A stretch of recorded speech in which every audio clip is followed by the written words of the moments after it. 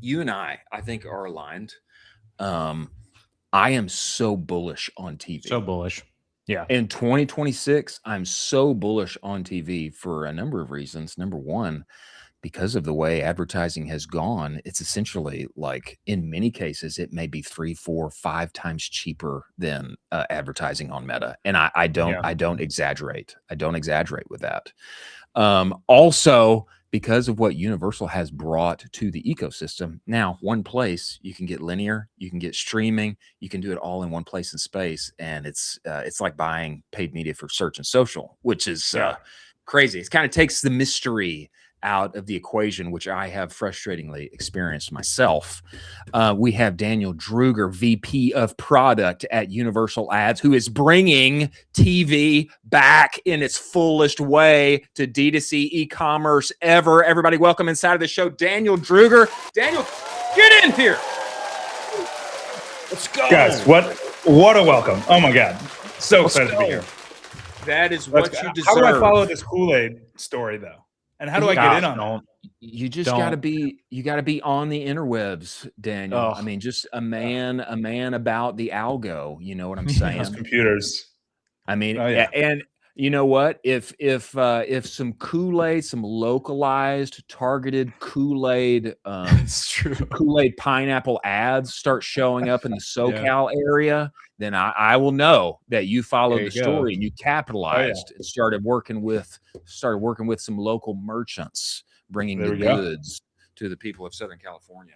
Daniel, man, I would love to just start here with a little background on you because, bro, I mean, you are deep inside of our space, ad tech, tech specifically, D2C. I hear that, I hear that you may have been an investor in Cadence, can't confirm or deny, but I would love if you just back up and give us a little background on you. Would you, brother? Yes, let's do this. So actually funny, I started my career in TV. So it's come full circle. I started on the linear side and decided, let's go tech. And 15, 20 years later, here I am doing tech in TV.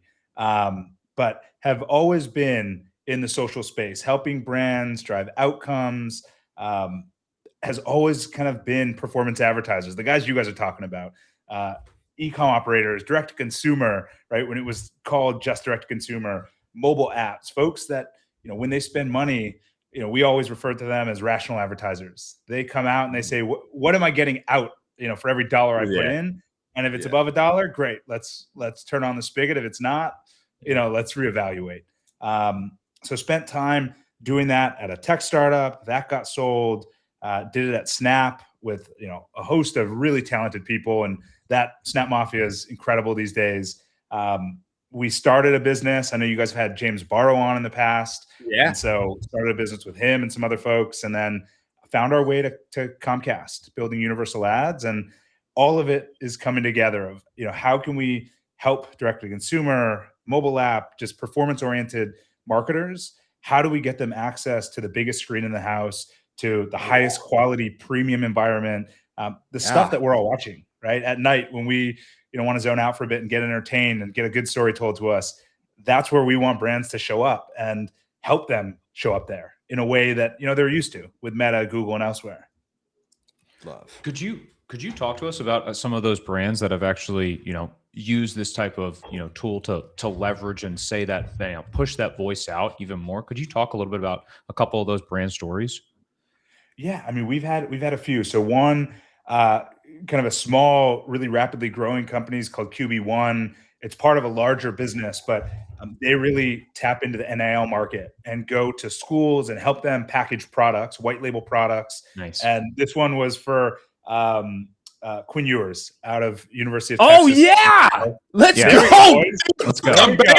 There we go. See, I knew you would like that, Chris. I knew you would like that. Yeah, baby. Let's go. QB1 Jerky. This is ham jerky.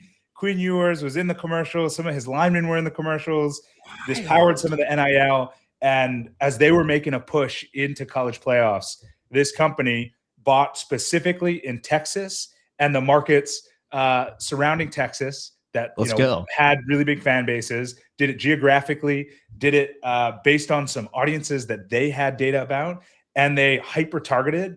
And I mean, the numbers were kind of off the chart. You I look at love it. the order volumes, the site visits. I mean, it was out of control. Wow. Which is what we look at was fantastic coming out of that. It wasn't just a one-time purchase. So that's a big one. I mean, I'll take a pause there, Chris. If you need to catch your breath. Smart. That's so smart. It's so smart when you think about it back. You know what I'm talking about, Chris? Where it's like, obviously, like let's do around this event. Let's do around this like certain area. It's just such a home run when you put all the pieces together. And it's like, okay, let's go geographically. I mean, it just makes so much sense when you are, going back to advertising 101. This is exactly what you're talking about here. I think too, what's unique about this, Daniel, and when I was growing up, it's like to be on the biggest screen in the house, or really eventually, like, used to be the only screen in the house, but to be on the biggest screen in the house is like, man, I made it. I'm on TV. Like, look, and my company's on TV. Look at that commercial, Mom. I made it. But over the years, with the power of the internet, we've all gotten just fixated on this screen, particularly, which is only ever more crowded. And something like this, like leveraging, local talent, regionalized, kind of localized celebrity. Now let's go and, how's Texas doing? Are they making a run in football? Great. Let's grab that talent, that former quarterback. Now let's position our product here. Oh, people are going to be watching the game. Let's get them on the biggest screen in the house. Yeah. I mean, this is so smart. And I think that for a lot of us in the e-com kind of D2C consumer world, let's say we're making less than $100 million a year. This is probably like not even in our thought. It's just like, hey, more meta, better meta, meta not working. Me try more meta. It's just like, there's like that seems to be the entire conversation. But I love this story about QB1 Jerky. This is incredible. Yeah, and there's been bigger brands that we've worked with, particularly in kind of beauty and health and wellness, kind of all on our site. So we won't go through that list today, but I think that's one of the myths that we're trying to dispel is when we all think about TV, when we grew up, it was this really kind of unattainable thing for a brand. Like you had to have one really glossy commercial, right? It was the car brands, it was Procter & Gamble, it was Unilever. And now we're seeing brands that are really smart, that know their customers better than the biggest brands in the world, that know how to do creative variation at a scale that's been unheard of. And now we can actually use those same principles on TV, right? Don't just do one glossy ad for the nation. Like you said, go regional, go to different audiences and talk to them all differently. And you can, and you don't have to blow, a $50 million budget on TV. You can do this on a credit card, just like on Meta, test it, prove it works. And we're seeing the numbers, it's working, and then scale from there. This is the same as the digital principles that up on, but now brought to TV. I mean, also on top of that, you guys, I don't know if you know this, but you guys just posted a blog on Universal Ads. But basically, you're talking about the growth of D2C brands on streaming TV. And a couple stats here that kind of stick out pretty bad is new customer CAC improves by 30%, revenue increased by 40%, top of funnel drives 25 to 45% of total spend, and then 50% plus of top of funnel is driven by CTV. I mean, this is crazy. You're talking directly about D2C brands, and those are unbelievable stats. Yeah, and I think we're seeing it with advertisers that are coming on board. They're sticking around. This isn't a one-time, let me do this for a month and do it, Q4 for the holiday season. They're seeing those results and they're saying, okay, this is part of our mix now. Like it has to be if we're seeing those kind of results. And so, I'm glad you're saying those stats because I say they, but tell me this. This is one thing I've been thinking about, Daniel, especially since I think since the first time like I became aware of you and James, which the show ADSN. I mean, you guys are live every week, right? You're doing it every week, correct? That's right. I love the shout. Thank you. Yeah, I think everybody needs to go. Everybody needs to go listen and follow and watch and subscribe. Yes, there we go.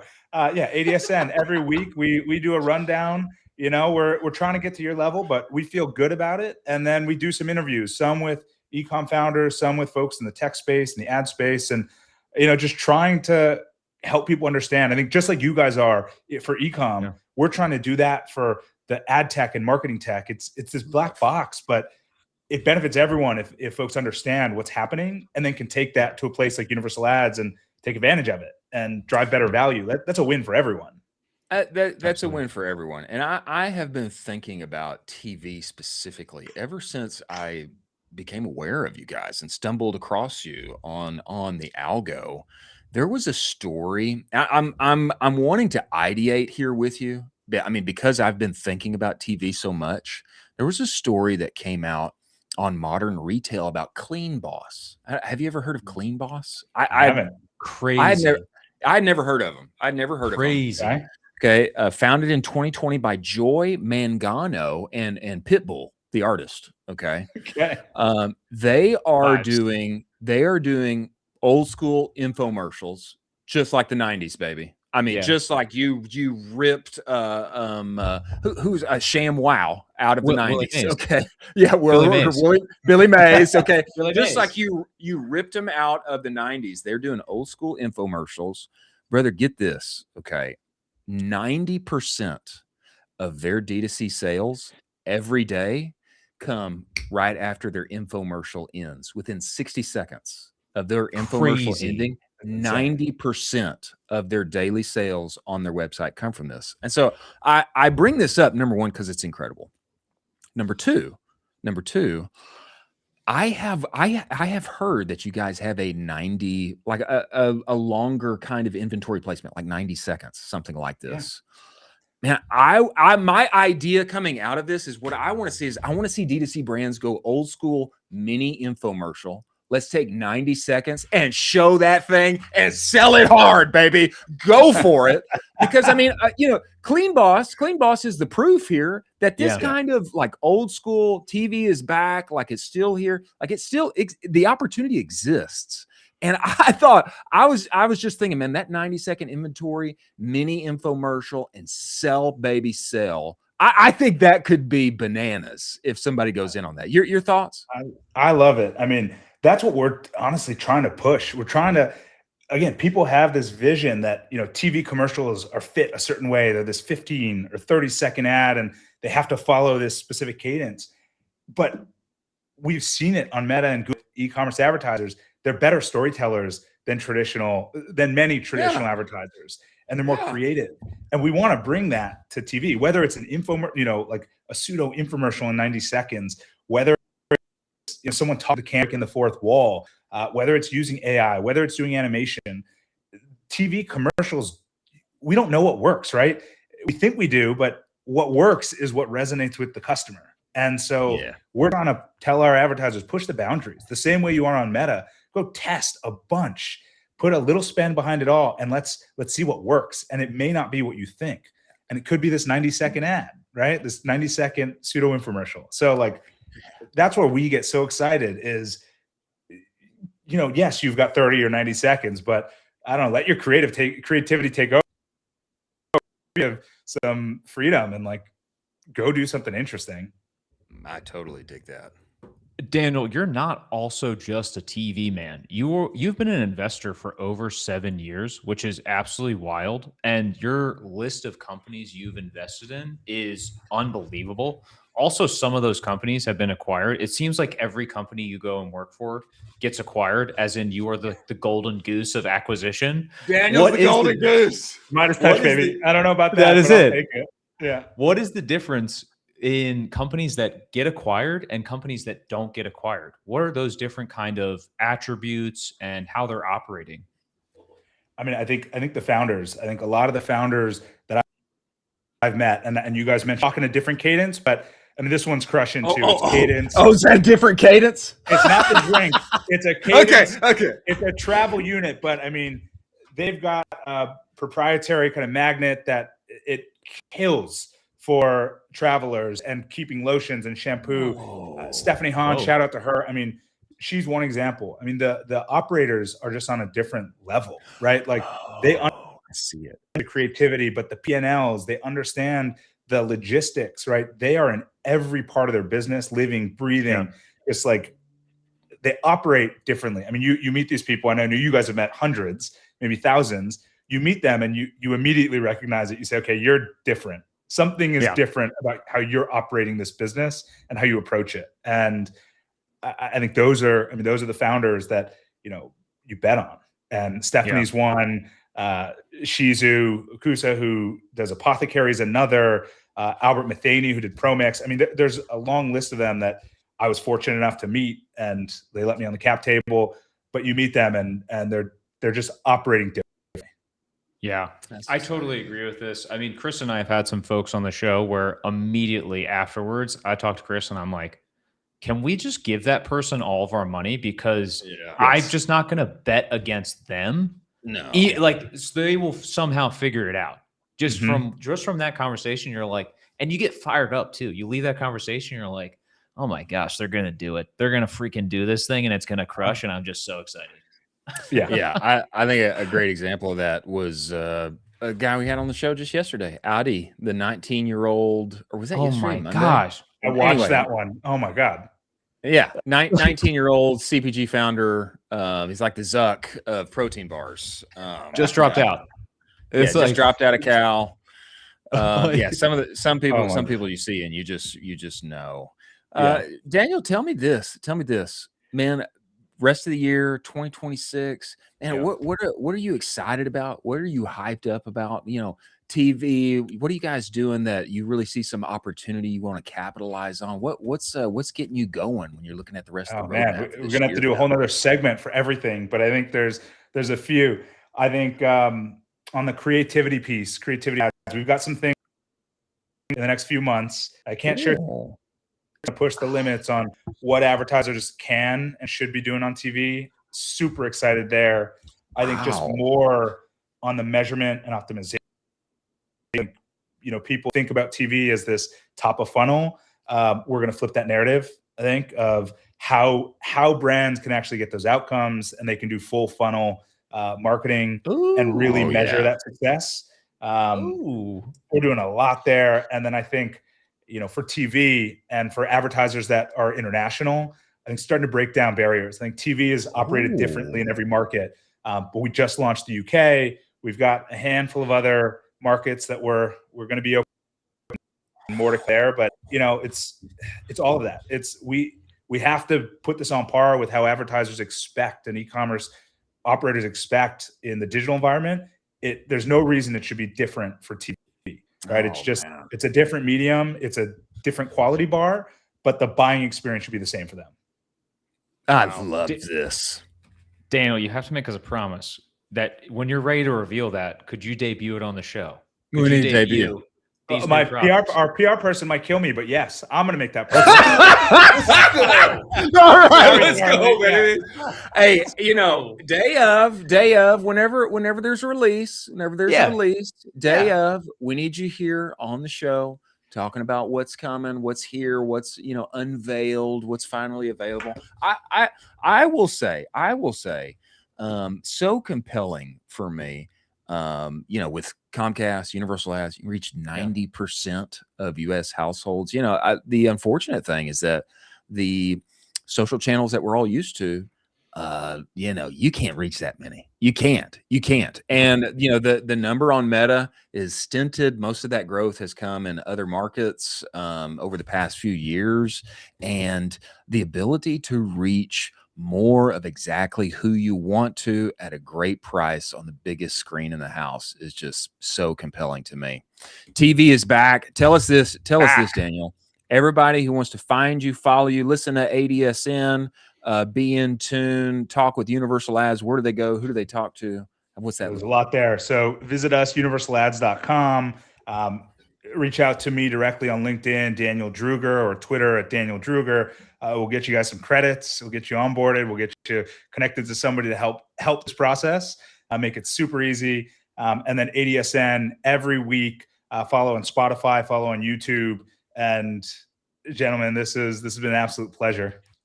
You're the man. We appreciate you, Daniel. Look forward to having you back, brother. Thank you, man. All right, guys.